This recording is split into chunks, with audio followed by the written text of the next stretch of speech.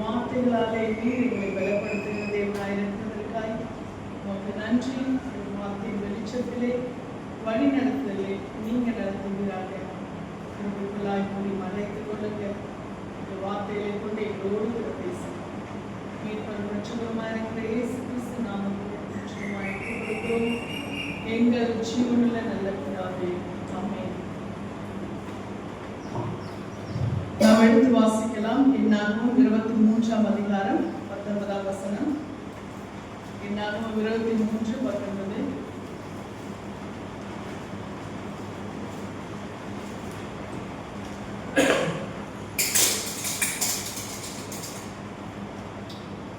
என்னாகும் 23:19.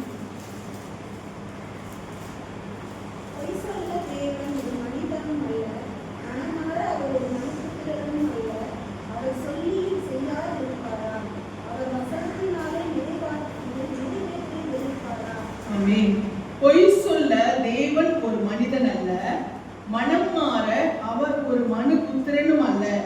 அவர் சொல்லியும் செய்யாதிருப்பாரா, அவர் வசனித்தும் நிறைவேற்றாதிருப்பாரா? அல்லேலூயா. கர்த்தர் பொய் சொல்ல அவர் ஒரு மனிதன் அல்ல என்று சொல்லி நாம் பார்க்கிறோம். ஆமென். நமக்கு எவ்வளவு சூப்பர் சர்டிஃபிகேட் கொடுத்துருக்காரு. என்ன சர்டிஃபிகேட் சொல்லுங்க? என்ன சர்டிஃபிகேட்? மனுஷங்க பொய் சொல்றவங்க. இங்க நாம் பார்க்கும் பொழுது பொய் சொல்ல தேவன் ஒரு மனிதன் அல்ல அப்படின்னு சொன்னா, அப்ப ஆண்டவர் அவர் பொய்யுரையாத தேவன். மனுஷனாய் பிறந்தவர்கள் பொய்யர்களாய் இருக்கிறார்கள் என்று சொல்லி வேதம் சொல்லுகிறது. ஆமென்.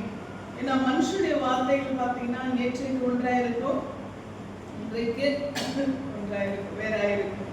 ஆனால் கர்த்தர் என்றைக்குமே அன்று சொல்றாரு, நான் நேற்றும் இன்றும் என்றும் மாறாததே. அல்லேலூயா. அவர் வார்த்தையில் எப்படி இருக்கிறாரா? உண்மை உள்ளவராக இருக்கிறார். மனுஷங்க வார்த்தைகளை பார்த்தீங்கன்னா சொல்லுவாங்க, நான் அப்ப சொன்னேன், இப்ப என்ன பண்றது அப்படின்னு இல்லையா? ஆனால் கர்த்தர் அந்த சூழ்நிலையிலே அவர் என்ன சொன்னாரோ அதை நிறைவேற்றுகிற சூழ்நிலை எதிராக இருந்தா கூட அவர் அந்த மாற்றம் இல்லாம தான் இருப்பார். அல்லேலூயா. இஸ்ரவேல் ஜனங்களுக்கு பாத்தீங்கன்னா ஆண்டவர் ஆபிரகாமை பார்த்து சொல்லிட்டாரு. ஏன்னா ஆபிரகாம் நல்ல மனுஷனா இருந்தாரு, ஆண்டவருக்கு பிரியமா அவர் மனுஷனாய் அவர் சில சூழ்நிலைகள்ல என்ன சொல்றது, சொந்த மனைவியை கூட அவர் சகோதரின்னு சொல்ற ஒரு இடத்துல அவர் காணப்பட்டாலும் ஆண்டவருக்கு அவர் என்ன பண்ணாரு? பயந்திருந்தார். ஆண்டவருக்கு அவர் அநேக சூழ்நிலை உண்மையுள்ளவரா பயந்து ஆண்டவருடைய எல்லாத்துக்கும் மேல அவர் உண்மையுள்ளவர் என்பதை நிரூபிக்கிறதுக்கு ஆண்டவர் ஒரு சோதனையை கொடுத்து அவர் அதை ப்ரூவ் பண்ணும்படி அவர் உண்மையுள்ளவர் என்பதை ஆண்டவர் ஆபிரகாமின் அந்த உண்மையை ஆண்டவர் நிரூபித்து அதை வெளிப்படுத்துகிறார். அது நிமித்தமாக ஆண்டவர் ஆபிரகாமை கண்ட தேவன் ஆபிரகாம் நிமித்தமாக இந்த சந்ததியை கத்தனை செய்கிறார். அவர் ஆசீர்வதிக்க விரும்புகிறார், ஆசீர்வதிக்கிறார். ஆனால் அந்த வார்த்தையை அவர் சொல்றார், உன் சந்ததியை நான் வானத்தின் நட்சத்திரங்களை போல கடற்கரை மணலை போல பெருக பண்ணுவேன், அவங்களை எந்த விதத்திலுமே நான் குறைவில்லாமல் நடத்துவேன், எல்லா விதத்திலும் ஆண்டவர் சொல்ற பழுதும் பெருகும் பண்ணுவேன், உன் சந்ததியை ஒரு சந்ததியிலே ராஜாக்கள் தோன்றுவார்கள் ஆண்டவர் சொல்லிட்டார். சொல்லிட்ட பிறகு பாத்தீங்கன்னா அவருக்கு பிறகு அடுத்தடுத்து ஈசாக்கு, யாக்கோபு, யோசேப்பு இவங்களுக்கு பிறகெல்லாம் வந்த சந்ததியெல்லாம் பாத்தீங்கன்னா தாவீது பின்னாடிலாம் பாத்தீங்கன்னா அவங்களுக்கு பின்னாடியே நீங்க பாத்தீங்கன்னா மோசே காலத்துல இருந்த ஜனங்கள், இஸ்ரவேல் ஜனங்கள் ரொம்ப போராட்டம் பண்ணவங்களா காணப்பட்டாங்க. நேற்றுக்கு நான் என்னாமத்துல வாசிக்கும் பொழுது ஆண்டவர் கொஞ்சம் முன்னாடிதான் அந்த அதிகாரத்தை நான் வாசிக்கும் பொழுது, இதே அதிகாரம் தான், அந்த என்னாகும் 23ஆம் அதிகாரத்துல வாசிக்கும் பொழுது ஆண்டவர் இந்த வார்த்தையை ஏன் சொல்றாருன்னு சொன்னா, இஸ்ரவேல் ஜனங்களை அவர் ஆசீர்வதிக்கிறவர். அவர் அன்னைக்கு அவர் சொன்னார் இல்லையா, ஆபிரகாம் கிட்ட சொன்னார் இல்லையா, சந்ததியை நான் ஆசீர்வதிப்பேன்னு. ஆனா அந்த வார்த்தைக்கு இந்த இஸ்ரவேல் ஜனங்கள் கொஞ்சமும் தகுதி இல்லாதவங்களா என்ன பண்றாங்க? நடந்து கொள்ளுகிறார்கள். ஆண்டவருக்கு பயப்படாதவங்களா, ஆண்டவர் வடிவிலையை போகிறவங்களா அவங்க நடந்துக்கிறாங்க. ஆனாலும் கர்த்தர் என்ன செய்கிறார்? அந்த வார்த்தையை அவர் என்ன பண்ணல? மாற்றவில்லை. ஏனென்றால் அங்கே தேவனுடைய ஜனங்களுக்கு விரோதமாய் ஒரு ராஜா வருகிறான். இந்த ராஜா என்ன செய்யணும்னு சொன்னால், அந்த பாலாக் என்ற ஒரு ராஜா. அந்த ராஜா என்ன செய்யணும்னு சொன்னா, தேவனுடைய ஜனங்களுக்கு விரோதமாய் அவன் எழுப்புகிறான். ஏன்னா இந்த ஜனங்கள் ஏராளமா இருக்கிறார்கள். அவர்கள் அந்த அவங்க தேசத்து வழியாக தான் அவங்க என்ன பண்ணணும், கடந்து செல்லணும். அப்போ இந்த மோவாபின் ராஜாவாகிய இந்த பாலாக் என்ன செய்கிறான்னு சொன்னால், ஏற்கனவே இந்த இஸ்ரவேல் ஜனங்கள் எமோரியரை அவங்க முறியடித்து ஜெயித்து கர்த்தருடைய பலத்தை அவங்க நிரூபித்தபடினால இவனுக்கு ஒரு பயம். இந்த ஜனங்கள் எப்படி இருக்காங்க, ஏராளமா இருக்கிறார்கள், இவர்களை நாம என்ன பண்ண முடியாது, நம்ம மனுஷ பலத்தினால ஜெயிக்க முடியாது. அதனால நாம என்ன செய்யணும்னு சொன்னா, ஒரு தீர்க்கதரிசியை கொண்டு, தேவனுடைய வார்த்தையை சொல்லுகிற ஒரு தீர்க்கதரிசியை கொண்டுதான் நாம என்ன பண்ண முடியும், இந்த ஜனங்களை நாம் ஜெயிக்க முடியும்னு சொல்லி, அப்போ ஒரு தீர்க்கதரிசியை கொண்டு அவன் என்ன செய்கிறான், பிலேயாம் என்ற ஒரு தீர்க்கதரிசியை அவன் அணுகுகிறான். அப்போ அந்த பிலேயாம் என்ற தீர்க்கதரிசியத்துல கர்த்தர் எச்சரிப்பு கொடுக்கிறார், என் ஜனங்கள் நான் அவர்களை ஆசீர்வதிக்க தான் ஆசீர்வதிப்பேன், அவளை நான் ஆசீர்வதிக்கவே விரும்புகிறேன், அவளை எந்த விதத்துல நீ என்ன பண்ணக்கூடாது, சபிக்க கூடாது என்று சொல்றாரு. என்ன 22:12 பாத்தீங்கன்னா, அதற்கு தேவன் பிலேயாமை நோக்கி, நீ அவர்களோட போக வேண்டாம், அந்த ஜனங்களை சபிக்கவும் வேண்டாம், அவர்கள் ஆசீர்வதிக்கப்பட்டவர்கள் என்றார்.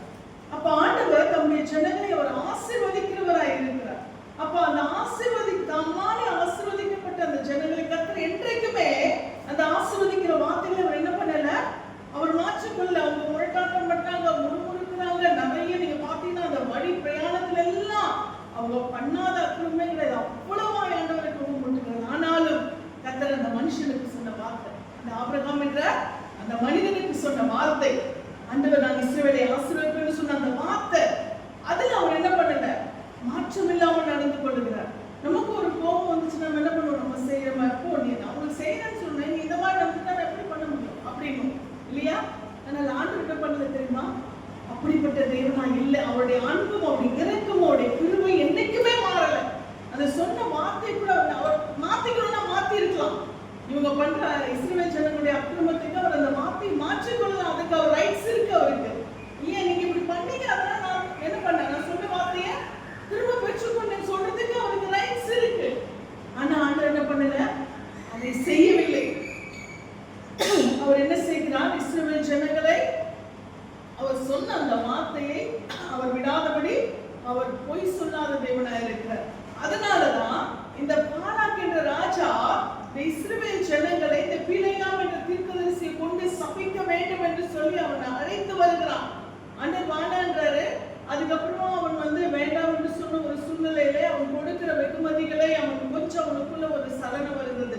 அவன் இவ்வளவு வெகுமதிக்குள்ள சரி ஆண்டவர் என்னதான் சொல்றான், அங்க போய் பார்க்கலாம், இப்படி எல்லாம் என்ன பண்றான் யோசித்து அவன் கடந்து வருகிறான். ஆண்டவர் வழியில அவன் என்ன பண்றாரு, நான் ஆசீர்வதிக்க நினைத்த ஜனங்களை நீ எதுக்கு சபிக்கிறதுக்காக நீ கடந்து வர அப்படின்னு சொல்லிட்டு ஆண்டவர் வழியிலே அவன் ஆண்டவர் என்ன பண்றாரு, அந்த இடத்துல ஆண்டவர் கொள்ள பார்க்கிறாரு, கழுதையின் வாயை ஆண்டவர் திறக்கிறார். இப்படி எல்லாம் ஆண்டவர் செய்து அதுக்கு பின்பாக ஆண்டவர் பண்ண, நீ போய் நேரடியா போய் அங்கேயே சொல்லு, என் ஜனங்களை நான் ஆசீர்வதிப்பேன் நீ போய் சொல்லுன்னு சொல்லி ஆண்டவர் அனுப்புறாரு.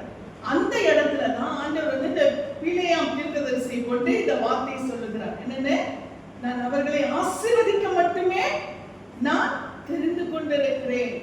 ஏன்னா ஆபிரகாமின் நிமித்தமாய், ஈசாக்கு நிமித்தமாய், யாக்கோபு நிமித்தமாய் நான் அவர்களை ஆசீர்வதிக்கவே தெரிந்து கொண்டிருக்கிறேன் சொல்லி அவர் என்ன செய்கிறார். அந்த இடத்துல கூட ஆண்டவர் என்ன பண்ணல, அவர்களை அவருடைய செயல்களின் நிமித்தமாய் எந்த விதத்திலும் அவர்களை சபிக்க ஆண்டவர் முன்வரவில்லை. அப்ப அந்த பிலேயாம் தீர்க்கதரிசியை கொண்டு சொல்லப்பட்ட இந்த வார்த்தை தான், ஆண்டவர் பொய் சொல்ல மனிதனல்ல, மனம் மாற அவர் என்ன இல்லையா, மனுபுத்திரனும் அல்ல. அப்ப 2 குவாலிட்டிய மனுஷங்களை குறிச்சு ஆண்டவர் சொல்றாரு. என்னது, ஒண்ணு மனுஷன் பொய் சொல்றவன், இன்னொன்னு என்னது, மனுஷங்க யாரு, மனசு மாறுறவங்க. அமதன இந்த ஆண்டவருக்கு நல்லா என்ன பண்ணிருக்கு தெரிஞ்சிருக்கு. அப்போ பொய் சொல்ல தேவன் ஒரு மனிதன் அல்ல, மனம் மாற ஒரு மனுபுத்திரனும் அல்ல, அவர் சொல்லியும் செய்யாதிருப்பாரோ, அவர் வசனித்தும் நிறைவேற்றாதிருப்பார் என்று சொல்லி ஆண்டுடைய வசனம் என்ன சொல்லுகிறது, அங்கே அவருடைய குவாலிட்டி, அவருடைய குவாலிட்டி எப்படிப்பட்டது என்பதை ஆண்டவர் பண்றாரு. அவர் தம்மை குறித்து திட்டமாய் அவர் தெளிவாய் சொல்லுகிற தேவனாய் இருக்கிறார். அப்ப இந்த யாருக்காக பாத்தீங்கன்னா, இந்த ஜனங்களுக்காக. ஏன்னா இந்த ஜனங்கள் இதுக்கு பிறகு ஆண்டவர் இவ்வளவு வைராக்கியம் காட்டினார்ல, அதுக்கு பிறகு பாத்தீங்கன்னா அடுத்த அதிகாரத்தில் நான் வாசிக்கும் அடுத்த அந்த 25 அதிகாரத்தை வாசிக்கிற ஜனங்கள் என்ன செய்கிறார்கள், அங்கே அவர்கள் சித்திமில தங்கி இருக்கும் போது அவங்க என்ன பண்றாங்க, தேவனுக்கு விரோதமாய் அங்கே மோவாப் ஜனங்களோடு கூட அம்மோன் புத்திரரோடு கூட அவர்கள் என்ன செய்கிறார்கள், சம்பந்தம் கலக்கிறார்கள். அவர்களுடைய செயல்பாடுகள் அவங்க என்ன பண்றாங்க, அவங்க என்ன பண்றாங்க, செயல்படுத்துறாங்க. தேவனுக்கு பிரியமில்லாத பாவங்களை செய்யறாங்க. இவ்வளவு வைராக்கியம் காட்டா கொஞ்சமாவது ஜனங்களுக்குள்ளே தேவன் எங்களுக்காக எவ்வளவு வைராக்கியமா நிற்கிறாரு. நாங்க அவருக்கு உண்மையா நிற்கணும்னு அந்த ஜனங்களுக்கு அப்போ என்ன இல்ல, உணர்வில்லை. ஆனாலும் ஆண்டவர் தம்முடைய சிந்தை அவர் என்ன பண்ணல, மாற்றிக்கொள்ளவில்லை. ஏனென்றால் அவர் மாறாத தேவன். அல்லேலூயா. அவருடைய அன்பு, அவர் நம்ம மேல வச்ச அன்பு அது என்ன பண்ணல, மாறவே இல்லை. அது அன்னைக்கும் மாறல, என்னைக்கும் மாறல, என்னைக்கும் மாறாது. ஆனால் அந்த மாற்றங்களுக்கு நம்ம தான் என்ன பண்றோம், மாற்றங்களை நாம தான் என்ன பண்றோம், தேவன் மேல் வைத்த அன்பிலே மாற்றங்களை உண்டு பண்ணி கொடுக்கிறோம். அல்லேலூயா. அப்ப ஆண்டவருடைய அன்பு என்ன ஆகுது, என்றைக்குமே மாறாததா இருக்கிறது. அவர் வார்த்தையும் மாறாதது. அவர் சூழ்நிலையை பொறுத்து தம்முடைய வார்த்தையை ஒரு நாள் என்ன பண்ண மாட்டாரு, அவர் மாற்றிக்கொள்ளவோ புரட்டி கொள்ளவோ மாட்டார். அதனால நம்ம நம்பிக்கையா இருக்கலாம். கர்த்தர் எனக்கு சொன்னதை என்ன பண்ணுவாரு, எந்த சூழ்நிலையிலும் அவர் செய்ய வல்லவராய் இருக்கிறார். ஒருவேளை நாம் அந்த சூழ்நிலைக்கு தகுதி இல்லாதவர்களாய் இருப்போமானால் நம்மை என்ன செய்வார் சொன்னால், சிட்சித்து சீர்படுத்தி தகுதியும் படுத்துவார். அல்லேலூயா. ஒருவேளை நாம அந்த வார்த்தையை கொடுக்கும் போது நாம் அந்த நேரத்துல கர்த்தருக்கு நம்ம அந்த வார்த்தையை பெற்றுக் கொள்ளுகிறதற்கு, கர்த்தர் பிரியப்பட்டு கொடுக்கிறதற்கு, ஆபிரகாமை போல அந்த வாக்குத்தத்தத்தை பெற்றுக் கொள்கிறதற்கு நாம் தகுதியுள்ளவர்களா இருந்தாலும் நாம் சில சூழ்நிலை கர்த்தரை விட்டு வழி விலகி போனோம்னா கர்த்தர் என்ன பண்ணுவாரு, அந்த சூழ்நிலை நமக்கு என்ன செய்கிறார், சில காரியங்களை நமக்கு அனுமதிக்கிறார். ஏன்னா நாம் அந்த வாக்குத்தத்தத்தை பெற்றுக்கொள்ள என்னவா மாறணும், தகுதி உள்ளவர்களாய் மாற வேண்டும். அதற்காக கர்த்தர் என்ன பண்ணுவாரு, நம்மை அவரிடத்துல கிட்ட என்ன செய்கிறார், கொண்டு வருகிறதற்கு சில காரியங்களை நமக்கு என்ன பண்றாரு, சில சோதனைகளை, சில சூழ்நிலைகளை நமக்கு கர்த்தர் அனுமதிக்கிறார். அப்ப நாம் நல்லா தெரிஞ்சுக்கணும், கர்த்தர் என்ன சீர்படுத்தி என்ன பண்ணுவாரு, ஸ்திரப்படுத்துகிறார். அந்த வார்த்தை அவர் எனக்கு என்ன பண்ணணும், நிறைவேற்றணும். அதுக்காக அவர் என்ன செய்கிறாரு, என்னை சீர்படுத்துகிறார். ஆண்டவர் தம்முடைய ஜனங்களை உயர்த்தணும்னு அவருக்கு ஆசை. ஆனா அந்த ஜனங்கள் வழி விலகி போகும்போது அவர் அநேக இடங்கள் ஆண்டவர் பண்றார், வாதைகளை அனுப்புகிறார், சிக்ஷைகளை கொடுக்கிறார். அப்படி சீர்படுத்தி தான் ஆண்டவர் பண்றாரு, அவளை சரி பண்றார். தாவீதை சிங்காசனத்தில் வச்ச தேவன் அதே தாவீதை பல இடங்கள்ல அவர் என்ன செய்கிறார், சில நெருக்கடிக்குள்ளும் என்ன பண்றாரு, கொண்டு போகிறார். ஏன் நான் கொடுத்த வாக்குத்தத்தத்தை அவன் பெற்றுக்கொள்ள என்னவா மாறணும், தகுதி உள்ளவனாய் மாற வேண்டும். தாவீதே ஆனாலும் அதுதான். அப்ப ஆண்டவர் நம்மையும் வாக்குத்தத்தத்துக்கு தகுதி உள்ளவனாய் மாற்றுகிறதற்கு சில காரியங்களை என்ன செய்கிறார், நம்முடைய வாழ்க்கையில கர்த்தர் என்ன பண்றாரு, அவர் அனுமதிக்கிறார். அப்ப அதை நாம் கர்த்தருக்குள்ளாய் நம்ம என்ன செய்யணும்னா, நாம் பலனாய் பெற்றுக்கொள்ள வேண்டும். கர்த்தர் என்னை சீர்படுத்துகிறதற்கு, கர்த்தர் எனக்கு கொடுத்த வாக்குத்தத்தத்தை நிறைவேற்றுகிறதற்கு என்ன பண்றாரு, என்னை சிற்சைக்குள்ளாய் அவர் அனுமதிக்கிறார் சொல்லி நாம் அதை பலனாய் பெற்றுக்கொள்ள வேண்டும். கர்த்தர் அவர் வார்த்தை என்னைக்குமே என்ன பண்ண மாட்டாரு, நம்மை விட்டு அவர் மாற்ற மாட்டார். நாம் பெற்றுக்கொண்டோம் என்றால் அந்த வார்த்தை நமக்கு நிச்சயமா என்ன பண்ணும், நிறைவேறும். ஏனென்றால் பொய் சொல்ல அவர் மனிதன் அல்ல, நம்முடைய செயல்களின் நிமித்தமாய் அவர் மனம் மாற மனுபுத்திரனும் அல்ல. அல்லேலூயா. அவர் வாக்குரைத்ததிலே உண்மை உள்ளவராக இருக்கிறார். ஆமென். அவருடைய வார்த்தை என்றைக்கும் மாறாததா இருக்கிறது. இங்க நாம் இன்னொரு சம்பவத்தை பார்க்கும்போது பாத்தீங்கன்னா 1 சாமுவேல் 15ஆம் அதிகாரத்திலே 29ஆம் வசனத்திலே கர்த்தருடைய வார்த்தை இப்படியாய் சொல்லுது. 1 சாமுவேல் 15:29.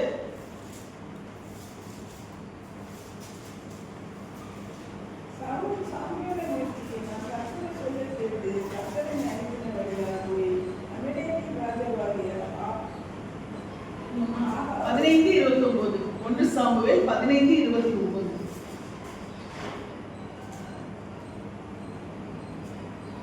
இஸ்ரவேலின் ஜெயபாலமானவர் பொய் சொல்லுகிறதில்லை, நாம் சொல்வதற்கு மனஸ்தாபப்படுவதில்லை, மனமாற அவர் சொல்லவில்லை. இங்க இன்னொரு இடத்துல என்ன பண்றாரு, அதை உறுதிப்படுத்துறாரு. மறுபடியும் மனிதர்களை குறித்து அதை சொல்றாரு. இஸ்ரவேலின் ஜெயபலமானவர் பொய் சொல்லுகிறதும் இல்லை, தாம் சொன்னதை பற்றி மனஸ்தாபப்படுகிறதும் மனுஷன் அல்ல என்றான். ஆமென். இங்கே நாம் பார்க்கும் பொழுது இங்கே சவுல் ராஜா என்ன செய்கிறார் சொன்னால், தேவன் சொன்ன தேவனுடைய தீர்க்கதரிசியுடைய வார்த்தைக்கு அவர் என்ன செய்கிறார்? அவர் கீழ்ப்படியாமல் போகிறார். அவர் சொல்லுகிறார், நான் வருகிறதுக்கு முன்பாக என்ன செய்யாத, எதையுமே என்ன பண்ணாத, உன் இஷ்டத்துக்கு நீ செயல்படுத்தாதன்னு சொல்றாரு. அது மட்டுமல்ல, அங்கே பார்க்கும் பொழுது அந்த தேவன் ஒரு காரியத்தை என்ன பண்றாருன்னா, அங்கே அமலேக்கியருடைய அங்கே இருந்து அவர்கள் கொண்டு வந்த அநேக காரியங்கள், அதை ஆண்டவர் என்ன செய்யறான்னு சொன்னால், எதையுமே நீ என்ன பண்ணாத, நீ எதையுமே எடுக்காத, அதுல இருந்து எல்லாமே சபிக்கப்பட்டது, எல்லாத்தையுமே நீ என்ன பண்ணணும், அழிச்சு போடணும் அப்படின்னு சொல்றாரு. ஆனா சவுல் என்ன செய்யறான்னு சொன்னால், அதிலிருந்து முதல் தரமானவர்களை அவர் என்ன செய்யறான்னு சொன்னால் எடுத்து வைக்கிறார். எதுக்குன்னு கேட்டா அவர் சொல்றாரு, இது கர்த்தருக்கு பலி கொடுக்கின்றார். ஆண்டவர் அது அருவருப்பானது, அது சபிக்கப்பட்டது, அது எனக்கு தேவையில்லாதது, அதை நீ பயன்படுத்த, அது எதையுமே எடுக்கக்கூடாதுன்னு ஆண்டவர் சொல்லியிருக்கிறார். ஆனா அவர் என்ன செய்கிறார், முதல் தரமானவர்கள் என்ன செய்யறார், நல்லா இருக்கு, இதை எப்படி அழிக்கிறதுன்னு சொல்லி என்ன பண்றான், அவன் முதல் தரமானவர்களை எடுத்து வைக்கும் பொழுது அவன் தேவனுடைய வார்த்தைக்கு அவன் கீழ்ப்படியாமல் நடந்தது நிமித்தமாக கர்த்தருடைய கோபம் என்ன செய்கிறது, அவன் மேல் எழும்புகிறது. அல்லேலூயா. அப்போ இங்கே ஆண்டவர் சாமுவேல் தீர்க்கதரிசியை கொண்டு ஆண்டவர் என்ன செய்கிறார், அவருடைய அந்த வார்த்தைகளை ஆண்டவர் என்ன பண்றாரு, அது வெளிப்படுத்துகிறார். அப்போ அங்கதான் ஆண்டவர் சொல்றாரு, இஸ்ரவேலின் ஜெயபலமானவர் பொய் சொல்லுகிறதும் இல்லை, தாம் சொன்னதை பற்றி மனஸ்தாபப்படுகிறதும் இல்லை, மனமாற அவர் மனுஷன் அல்ல என்றார். அப்போ இஸ்ரவேலின் ஜெயபலமான கர்த்தர் அவர் எந்த விதத்திலும் அவர் என்ன பண்றதில்ல, பொய் சொல்லுகிறது இல்ல. இப்ப சாமுவேல் வந்து சவுல் வந்து முதல் தரமானவங்களை கொண்டு வந்துட்டான் அப்படின்றதுக்காக ஆண்டவர் வந்து, நீ என் மேல ரொம்ப விரும்பிதான் நீ என்ன பண்ணிருக்கிற, நீ வந்து நான் அடிக்க சொன்னதை நீ கொண்டு வந்திருக்க, எனக்கு கொடுக்கதானே கொண்டு வந்திருக்க, அதனால நான் இது வந்து இது எப்படி இது நான் சபிக்கப்பட்டதா தான் நான் ஏற்றுக்கொண்டு ஆண்டவர் பண்ண மாட்டாரு, அதற்காக அவர் அதை அக்செப்ட் பண்ணிக்க மாட்டாரு. அதுக்கு அவர் சொல்லுகிற ரீசன் பாத்தீங்கன்னா, இது நான் கர்த்தருக்காக எடுத்து வைத்தேன், இது நான் கர்த்தருக்கு கொடுக்கிறதுக்காக நான் எடுத்து வைத்தேன். அப்ப ஆண்டவர் அதுக்காக அவர் என்ன பண்ண மாட்டார், அதை ஏற்றுக்கொள்ள அவர் மாட்டார். அப்ப இங்க பாத்தீங்கன்னா அங்க ஆண்டவர் சொல்றாரு, நானே ஜெயபலமான கர்த்தர், நான் பொய் சொல்லுகிறதும் இல்லை, தாம் சொன்னதை பற்றி மனஸ்தாபப்படுகிறதும் இல்லை. அதே போல பாத்தீங்கன்னா அவர் எப்படி வாக்கு கொடுக்கிறதுல உண்மையுள்ளவராய் அவர் வந்து என்ன செய்கிறார், அதை நிறைவேற்ற அவர் திட்டமுள்ளவராய் இருக்கிறார். அதே போல அவர் ஒரு காரியத்தை, ஒரு தீர்மானத்தை, ஒரு சொல்றது இதை இப்படிதான் செய்யணும் அப்படின்னு சொல்லிட்டா ஆண்டவர் எந்த விதத்திலுமே அதுக்கு என்ன பண்ண மாட்டாரு, எக்ஸ்கியூஸே கொடுக்க மாட்டார்.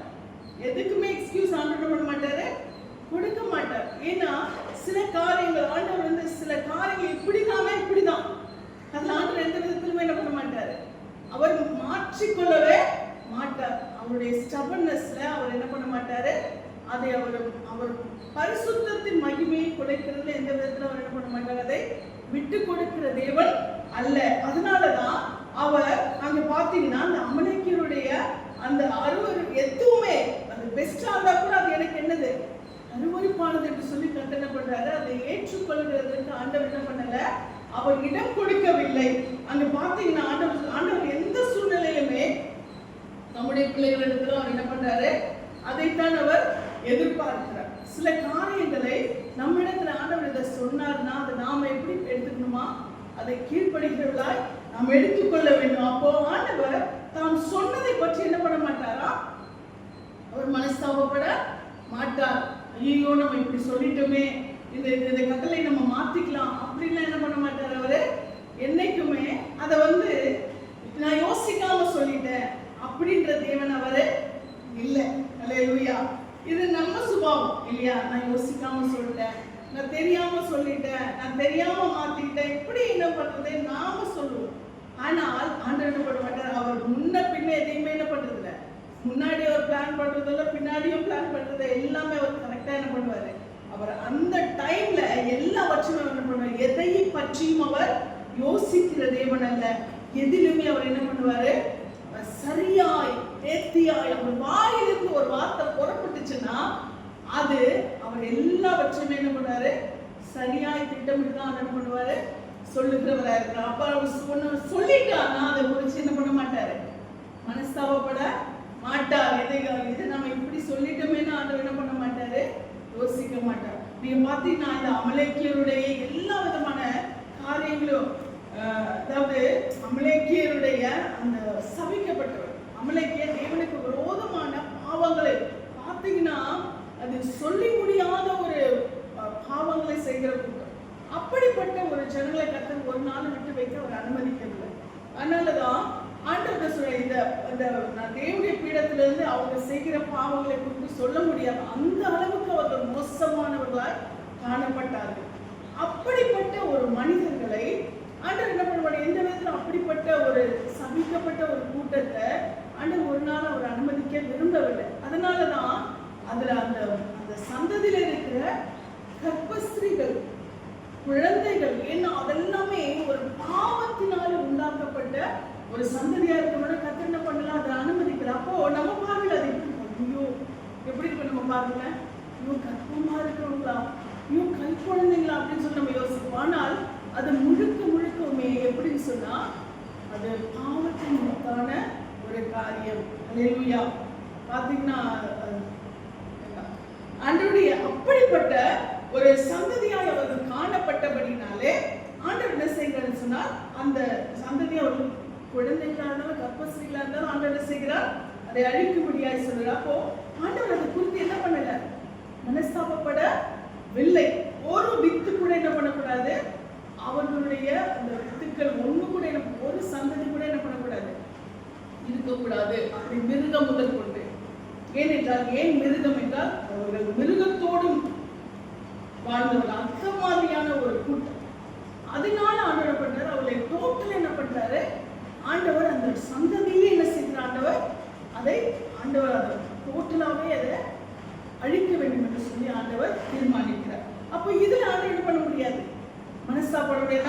நம்முடைய பார்வையில் அது என்னவா இருக்கும், நம்முடைய பார்வையில அது குற்றமாயிடும் இல்லையா. நம்முடைய பார்வையில ஐயோ ஆண்டவர் என்ன இப்படி, கொஞ்சம் கூட மனிதாபிமானம் மனசு என்ன சொல்ற, மனிதாபிமானம் கடவுளுடைய அந்த இறக்கம் இல்லையா அப்படின்னு சொல்லி நம்ம நினைக்கிறோம்.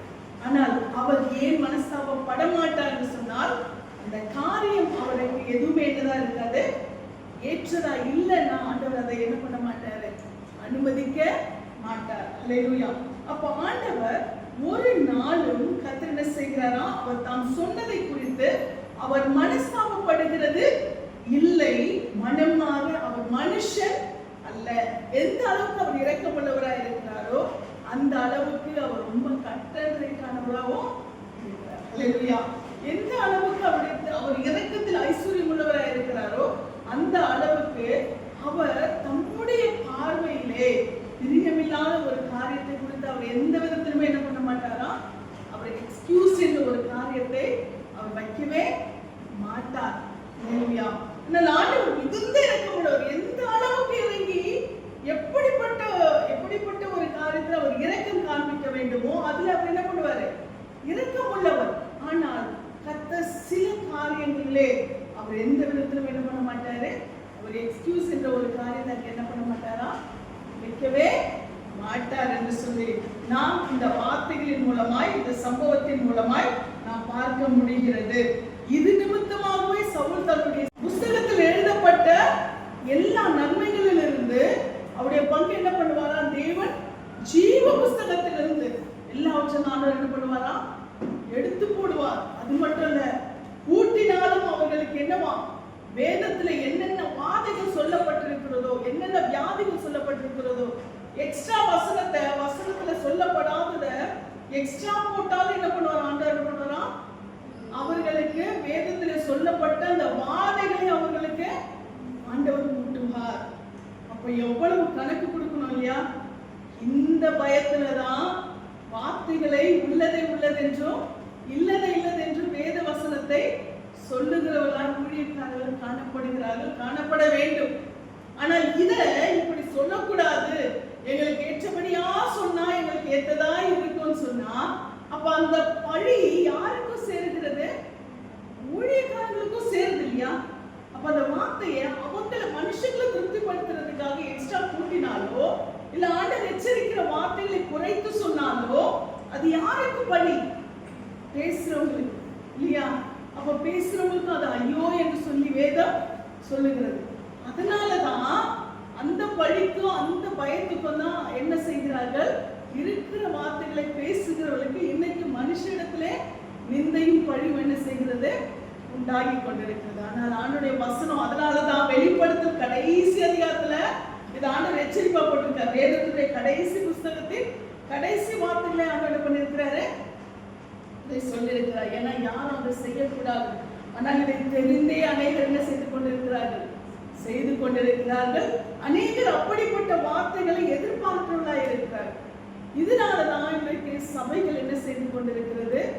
தேவனுக்குள்ளாய் அது திருப்தி இல்லாம தேவனுக்குள்ளாய் என்ன சொல்றது, இன்னைக்கு ஆத்துமாக்கள் தங்களை திருப்திப்படுத்துகிற அந்த நய வசனிப்புகளை தேடி அவங்க ஓடிக்கொண்டிருக்கிறார். இல்லையா? தேவனை திருப்திப்படுத்துகிற வார்த்தைகள் அல்ல, தங்களை திருப்திப்படுத்த, தங்களை சமாதானப்படுத்த, தங்களை பலப்படுத்த, தங்களை ஆறுதல் படுத்திக்கிறதுக்கு, தங்களுக்கு மகிழ்ச்சியை கொடுக்க, அப்படிப்பட்ட வார்த்தைகளை தேடி என்ன பண்றாங்க?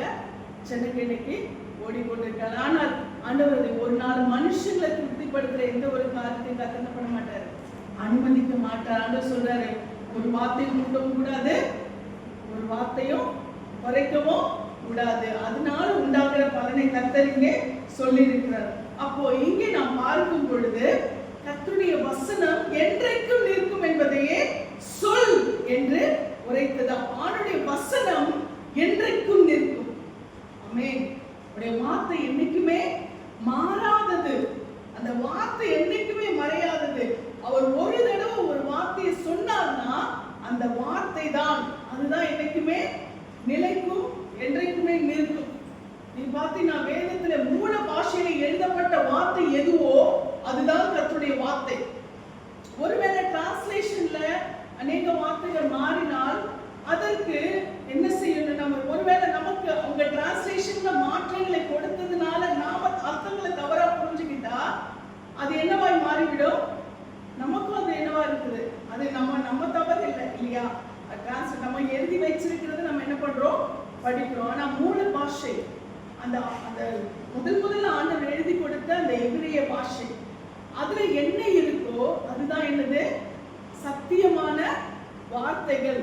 அப்ப அதை நான் புரிந்து கொள்ளுகிறதுக்கு நல்லா கவனிச்சுக்கோங்க. ஒருவேளை டிரான்ஸ்லேட் பண்ணும்போது இதுல வார்த்தைகள் மாறினா கூட ஆவியானவர் இருக்கார் தெரியுமா? அது அவர் எபிரேய பாஷையில எழுதுனதும் அவருடைய வார்த்தை தான் இல்லையா? அந்த ஆவியானவர் என்ன பண்ணுவார்னா, இங்க மனுஷனுடைய டிரான்ஸ்லேஷன்ல அர்த்தங்கள் மாறினாலும் பேசுகிற ஆவியானவர் என்ன பண்ணுவார் தெரியுமா? அங்க இருக்கிற வார்த்தையை இங்க நமக்கு கொடுத்துருவார். அல்லேலூயா. அங்க இருக்கிற அந்த மூல பாஷையில என்ன அர்த்தத்தோட ஆண்டவர் பேசினாரோ அதை இங்க வேதத்துல டிரான்ஸ்லேஷன் மாற்றத்தினால அந்த புரிந்து கொள்கிற தன்மை போ. நான் உங்ககிட்ட ஒரு வார்த்தை சொல்றேன்னு வச்சுக்கோங்க, நாளைக்கு நான் வரேன் அப்படின்னு ஒரு வார்த்தை சொல்றேன்னா இன்னொருத்தர் கிட்ட போகும்போது அது எப்படி அப்படியே நாளைக்கு அவங்க வராங்க அப்படின்னு சொல்ல முடியாது. அது இன்னொரு வார்த்தையோடு கூட போகும். கண்டிப்பா அது மனுஷனுடைய சுபாவமோ இல்ல வார்த்தையுடைய கேட்கிற தன்மையோ தெரியாது. நாளைக்கு அவங்க முடிஞ்சா வரேன்னாங்க அப்படின்னு என்ன பண்ணும்? அந்த வார்த்தை கூட என்ன பண்ணும்? ஒரு வார்த்தை என்ன செய்யும்? சேருமா இல்லையா? அப்ப என்ன ஆகுது? ஒரு வார்த்தையோடு இன்னொரு வார்த்தை என்ன பண்ணும்? ஒண்ணு கூடோ இல்லைன்னா குறையும். ஒருத்தர் கிட்ட இருந்து இன்னொருத்தர் வார்த்தை போகும் பொழுது அது அப்படியே போகுமா? போகாது. அப்போ இந்த மூல பாஷையிலிருந்து வேதம் மொழிபெயர்க்கப்படும் பொழுது அது மூல பாஷையாக எபிரேய பாஷையில இருந்து அது அப்படி என்ன ஆகுல? மாறல. ஒவ்வொரு பாஷையில இப்போ எபிரேய பாஷையில இருந்து கிரேக்க பாஷை, கிரேக்கத்துல இருந்து லத்தீன்ல இப்படி மாறி மாறி டிரான்ஸ்லேட் ஆகுது. அதுக்கப்புறம் இங்கிலீஷ், அதுக்கப்புறம் நமக்கு தமிழ்ல இப்படி எல்லாம் வரும்போது என்ன ஆகுதுன்னா அதனுடைய அர்த்தங்கள் நமக்கு என்ன செய்கிறது? மாற்றப்படும் பொழுது நான் அத மூல பாஷையில கேட்ட அந்த வார்த்தையை நம்மளால என்ன பண்ண முடியல? புரிந்து கொள்ள முடியாமல் இருக்கு. ஆனா அதுல எழுந்த உண்மையான அந்த ரியல் லாங்குவேஜ், எழுதப்பட்ட லாங்குவேஜ்ல இருக்கிறது தான் சரியான வார்த்தை. அப்ப நாம இப்ப நம்முடைய பாஷை நம்ம படிக்கும்போது சில வார்த்தைகள் என்ன செய்கிறது? மாறுகிறது. சில புரிந்து கொள்ளுகிற தன்மைகள் மாறுகிறது. ஆனால் இதை நாம் அப்படியே நாம எடுத்துக்கொள்ளாதபடிக்கு, இதுல இருக்கிற வசனங்களை நாம் அப்படியே எடுத்துக்கொள்ளாதபடிக்கு ஆவியானவர் என்ன செய்யறான்னு சொன்னால் அந்த மூல பாஷைக்கு நம்மை கொண்டு போகிறார். அந்த மூல பாஷையில என்ன அர்த்தம் நான் சொல்றது உங்களுக்கு புரியுதா? அங்க எழுதப்பட்ட என்ன அர்த்தத்தை உணர்த்தும்படியா இது எழுதப்பட்டதோ அந்த வார்த்தையை நம்ம புரிந்து கொள்கிறதுக்கு யார் ஹெல்ப் பண்றாரு? ஆவியானவர், பரிசுத்த ஆவியானவர் என்ன பண்றாரு? அந்த அடைவோம் என்று எண்ணி உங்களில் அநேகர் போதகர் ஆகாதிருப்பீர்களாக அப்படின்னு சொல்லி ஆண்டோட வசனம் சொல்லுகிற. வாய்ப்பு வந்ததெல்லாம் பேசுறது வேத வசனம் அல்ல. ஏனென்றால் அவர் அங்கு எழுதுனது இங்கு நமக்கு தெளிவுபடுத்துறார். மூல பாஷையில அவருடைய பாஷை, பரலோக பாஷை, எபிரேய பாஷையில எழுதுனதை தான் கற்பனை பண்றாரு. இங்கே நமக்கு டிரான்ஸ்லேஷன் மாற்றங்களில புரிந்து கொள்ள கஷ்டமா இருந்தாலும் ஆண்டவருடைய ஆவியானுடைய பலனை கொண்டு நமக்கு இந்த வார்த்தைகளை நமக்கு என்ன பண்றாரு? வசனத்துக்கு உள்ள இது பார்க்கிற பிரகாரமா அவங்க எழுதின பிரகாரமா இல்ல, அதுக்குள்ளே இருக்கிற பரிசுத்த ஆவியானவர் என்ன பாஷையில எழுதியிருக்கிறார் அதை நமக்கு என்ன செய்கிறார்? அவர் புரிய வைக்கிறவரா இருக்கிறார். அதனாலதான் சிலுவை என்ற ஒரு காரியத்தை கூட நாம் பார்க்கும் பொழுது, சிலுவை என்பது நிறைய பேர் கண்களால பார்க்கிற சிலுவையை நினைத்துக் கொள்கிறார்கள். ஆனால் அந்த சிலுவை என்பது ஆண்டவர் அவர் சிலுவையை சுமந்து தீர்த்துவிட்டார். அப்ப சிலுவை குறித்து மேன்மை பாராட்டணும் என்பது சிலுவை. அப்ப அநேகர் என்ன செய்யறார்? சிலுவையை தூக்கிட்டு அதை மேன்மை பாராட்டுகிறது அல்ல. அது என்னது? நம்முடைய பாடுகளை கிறிஸ்துவுக்குள்ளாய், ஒரு உதாரணத்துக்கு நான் சொல்றேன், கிறிஸ்துவுக்குள்ளாய் நாம் கடந்து போகிற அந்த பாடுகளை நாம் என்ன பண்ணணுமா? மேன்மையாக்குற. கிறிஸ்து என்னோடு கூட இருக்கிறார், இது எனக்கு ஒரு பெரிய பாரம் அல்ல, அவர் என்ன நடத்துவார்னு சொல்லி அந்த ஒரு பலனை நாம் நடக்க என்பதற்காக அந்த சிலுவை என்ற வார்த்தை குறிப்பிடப்பட்டிருக்கு. இப்படிதான் நிறைய விஷயங்கள், நிறைய காரியங்கள், இதுல நிறைய அர்த்தங்களை ஆண்டவர் பண்ண, உள்ள அர்த்தங்கள் நிறைய ஆண்டவர் பண்ற நமக்கு வெளிப்படுத்துகிறவரா இருக்கிறார். இது நம்ம நான் சாதாரணமா பேசுறேன், ஆனா இந்த எபிரேய பாஷையை படிச்சுட்டு இங்க இந்த வேத தமிழ் வேதத்துல அநேக பாத்தீங்கன்னா ஸ்காலர்ஸ் இருக்காங்க, அநேக பைபிள் ஸ்காலர்ஸ் பாத்தீங்கன்னா அவங்கெல்லாம் எபிரேய பாஷையை படிச்சுட்டு அவங்க இந்த தமிழ் வேதத்தை படிக்கும்போது அவங்களுக்கு எப்படி இருக்கும் யோசிச்சு பாருங்களேன். நான் நிறைய அருமையான தேவனுடைய ஊழியர்கள்லாம் சிலர்லாம் இருக்காங்க, எபிரேய பாஷையே படிச்சு அதுல தேர்ந்தவர்கள் தமிழ்ல அவங்க மெசேஜ் கொடுக்கும்போது அவங்க அதுல படிச்சதுக்கும் இந்த வசனங்களுக்கும் என்ன இருக்கிறது? டிரான்ஸ்லேஷன்ல மாற்றங்கள் இருக்கிறது. அப்ப அவங்க என்ன பண்றாங்கன்னா அவங்க அந்த நாலேஜ்ல என்ன பண்றாங்க? அதை விளக்குறாங்க. ஆனால் அது நாங்களாம் படிக்கல இல்லையா? அந்த எபிரேய பாஷையெல்லாம் படித்த அந்த இது சுத்தமா தெரியாது. ஆனால் இதற்கு யார் உதவி செய்கிறார்? ஆவியானவர் செய்கிறார். அவர் பாஷையை இந்த வேதத்துல இந்த டிரான்ஸ்லேஷன்ல மாற்றம் இருந்தாலும் அதை புரிந்து கொள்ளுகிறதுக்காக ஆவியானவர் பலப்படுத்தி அங்க இருக்கிற அர்த்தத்தை என்ன செய்கிறார்? இங்கே அவர் தெளிவுபடுத்துகிறவரா இருக்கிறார். ஹல்லேலூயா. அப்ப அநேக வார்த்தைகளை அவர் பேச நினைக்கிறதே அவர் பேசுறார். அப்ப தேவனுடைய வார்த்தை என்பது ஒரு நாள் என்ன செய்கிறது? மாறாததா இருக்கிறது. தேவனுடைய வார்த்தைகள் ஒரு நாளும் அது என்ன செய்யாது? மாறாது. ஒரு நாள் தேவனுடைய வார்த்தை என்பது மாற்றமில்லாதது. அது எந்த காரணம் காட்டி என்ன பண்ணக்கூடாது? மாற்ற கூடாது. தெரியலன்னா பேசாம இருக்கலாம், ஆனா என்ன பண்ணக்கூடாது? அதுக்கு ஒரு அர்த்தத்தை கற்பித்து என்ன பண்ணக்கூடாது? சொல்ல கூடாது. ஏனென்றால் வார்த்தை தேவன் இயேசு கிறிஸ்து, வசனம் யாரா இருக்கிறார்? இயேசு கிறிஸ்துவா இருக்கிறோம். அதை ஒரு நாள் நம்ம என்ன பண்ணக்கூடாதான்? மாற்றவே கூடாது. அப்போ தேவனுடைய வசனமோ என்றைக்கும் என்ன பண்ணுமா? நிற்கும். ஹல்லேலூயா. கர்த்தருடைய வசனம் என்னைக்கும் நிற்கும். ஆமென். அது என்னைக்கும் மாறாது. அது நமக்கு சொன்னாலும் சரி, வேதத்துல இருந்தாலும் சரி, என்றைக்கும் மாறாதா இருக்கிறது. அந்த வசனத்தை நாம் பின்பற்றி நடக்கும் பொழுது நாம் கர்த்தருடைய பலனை பெற்றுக் கொள்கிறவர்களா இருக்கிறோம். ஏசாயா 55:11 எடுத்து வாசிக்கலாம். ஏசாயா 55:11.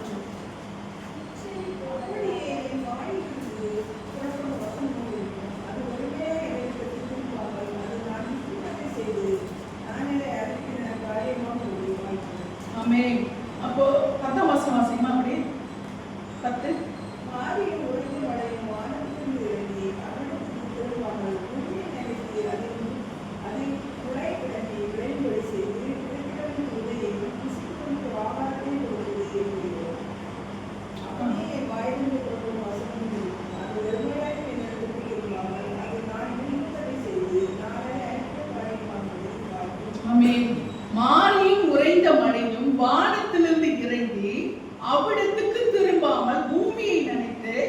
அதில் முளை கிளம்பி விளையும்படி செய்து விதைக்கிறவனுக்கு விதையும் புசிக்கிறவனுக்கு ஆகாரத்தையும் கொடுக்கிறது எப்படியோ. மழை என்ன பண்ணுதான், அது வானத்திலிருந்து பொழியும் பொழுது அது என்ன பண்ணாது, திரும்ப என்ன ஆகாது, வானத்திலிருந்து விழுதுன்னா அது நேரம் எங்கதான் வரும், நேரம் பூமியை நோக்கி தான் வரும் இல்லையா. வானம் பல மைல் தூரத்துல இருந்து வருது. அப்ப அது வர்ற வழியிலேயே பாதி தூரத்துல வந்து, ஐயோ நான் இந்த இடத்துக்கா வந்தேன், இவங்களுக்கான மழை பெய்யணும் அப்படின்னு சொல்லிட்டு அது என்ன பண்ணாது, திரும்பி அது பாதி வழியில மனசு மாதிரி ரிட்டர்ன் ஆகாது இல்லையா. அது என்ன பண்ணும், வந்துச்சுன்னா திரும்ப என்ன பண்ணும், அது வானத்துல இருந்து பூமியில இருந்துச்சுன்னா எந்த பூமியோ அது என்னது, பாறையா இருந்தாலும் என்ன ஆகும், ஒரு ஆற்றுல விழுகுது, அது என்ன ஆகும், அது நீர்நிலையாகி அது ஜனங்களுக்கு குடிக்க பிரயோஜனப்படுது. ஒரு வயல்வெளியில விழும்போது அது விளைச்சலுக்கு பிரயோஜனப்படுது. அது எந்த நிலத்துல விழுகிறதோ, நான் சொல்றது உங்களுக்கு புரியும் நினைக்கிறேன், எந்த நிலத்துல விழுதோ அதற்கேற்றபடியா அது என்ன செய்கிறது, பிரயோஜனப்படுகிறது. இந்த கூரை மேல விழுந்தா அது சரிஞ்சு விழுந்து என்ன பண்ணும், வீணாதான் என்ன பண்ணும். ஓ, அப்படி எது மேல விழுதோ அதற்கேற்றபடியா அது பலன் இருக்கிறது. அதே போலதான் கர்த்தருடைய வார்த்தை. அல்லேலூயா. அப்ப இந்த கர்த்தருடைய வார்த்தையை உங்களுக்கு முன்பாக இதை விதைக்கும் பொழுது, இந்த மழை பொழுது கர்த்தருடைய மழை மாதிரி கர்த்தருடைய வார்த்தை அது எல்லாருக்கும் தான் கொடுக்கப்பட்டிருக்கு. வேத வசனம் என்பது எல்லாரும் பிரயோஜனப்பட கொடுக்கப்பட்டிருக்கிறது. இப்போ இதை உங்களுக்கு முன்பாக கொடுக்கும் போது நீங்க யாரு, நீங்க யாரு, நல்ல நிலம் இல்லையா, ஒரு வயல் நிலம் மாதிரி. இந்த வயல் நிலத்துல மழை விழுந்தா அது என்ன பண்ணும், வயல் நிலத்துல மழை விழுந்தா அது விளை நிலத்துல மழை விழும்போது பிரயோஜனப்படுத்திக் கொள்ளும், நீர்நிலையில மழை விழும்பொழுது அது பிரயோஜனப்படுத்திக் கொள்ளும். அந்த மாதிரி இதனுடைய பிரயோஜனத்தை அறிந்த நீங்கள் என்ன பண்றீங்க, இந்த மழையை போல தேவனுடைய வார்த்தை பொழியும் பொழுது இதை நீங்கள் என்ன செய்கிறீர்கள், ஒரு விளை நிலம் போல பிரயோஜனப்படுத்திக் கொண்டு பலன் கொடுக்கிறதற்கு பிரயாசப்படுகிறீர்கள். அப்ப இதே வசனம் வேற எங்கேயாவது போகும் பொழுது வெளியில மற்றவர்களுக்கு அறியாதவர்களுக்கு வசனத்தின் பிரயோஜனத்தை அறிந்து கொள்ளாதவர்களுக்கு அது செல்லும் பொழுது அது வெளியில விழுற தண்ணி மாதிரி இல்லையா, ரோட்ல விழுற ஒரு தண்ணி மாதிரி தான், கூரை மேல விழுற ஒரு தண்ணி மாதிரி தான். அதனுடைய பிரயோஜனம், அது பிரயோஜனம் கொடுக்க தான் வருது. மழை எதுக்கு வருது, சும்மா பிரயோஜனம் இல்லாம போகிறது இல்லை, பிரயோஜனத்துக்கு தான் வருது. ஆனால் அது விழுகிற இடத்தை பொறுத்து அதனுடைய பிரயோஜனம் கிடைக்கிறது. புரிஞ்சுக்கிட்டீங்களா? ஆமென். அதுதான் ஆண்டவருடைய வசனம். எப்படி மாறி உறைந்த மழையும் வானத்திலிருந்து இறங்கி அவ்விடத்திற்கு திரும்பாமல் பூமியை நனைத்து அது முளை கிளம்பி விளையும்படி செய்து விதைக்கிறவனுக்கு விதையையும் புசிக்கிறவனுக்கு ஆகாரத்தை கொடுக்கிறது எப்படியோ அப்படியே ஆண்டவரோட அழகா சொல்றார். அது போலதான் என் வாயிலிருந்து புறப்படும் வசனமும் இருக்கும். ஆமென். என் வசனமும் அந்த மாதிரி தான் இருக்கு. அது வெறுமையாய் என்னிடத்திற்கு திரும்பாமல் அது நான் விரும்புகிறதை செய்து நான் அதை அனுப்பின காரியமாகும்படி வாய்க்கும். அல்லேலூயா. அது யாருக்கு பிரயோஜனப்படணுமோ அவங்களுக்கு என்ன பண்ண, நிச்சயமாய் பிரயோஜனப்படும். இப்போ நான் ஆண்டவருடைய வார்த்தையை ஆவியானுடைய பலனை கொண்டு கொடுக்கிறேன்னு சொன்னா அது உங்களுக்கு பிரயோஜனமாகும்படி என்ன செய்கிறது, இன்றைக்கு புறப்பட்டு வந்து கொண்டிருக்கிறது. அல்லேலூயா. அப்ப இந்த வார்த்தை ஒன்று என்னல்ல, வீணானது இல்ல. இந்த வார்த்தை நிச்சயமா என்ன செய்யும், உங்கள் வாழ்க்கையில பலன் கொடுக்கும். ஆமென். இதை கேட்கிற செவிகள் எப்படிப்பட்டதா இருக்கிறது, பாக்கியம் உள்ளதா இருக்கிறது. ஆமென். அப்ப கர்த்தருடைய வார்த்தை ஒரு நாளும் வீணாய் திரும்பாமல் அது தான் அனுப்பின காரியத்தை, தான் விரும்பின காரியத்தை அது செய்கிறதா இருக்கிறது.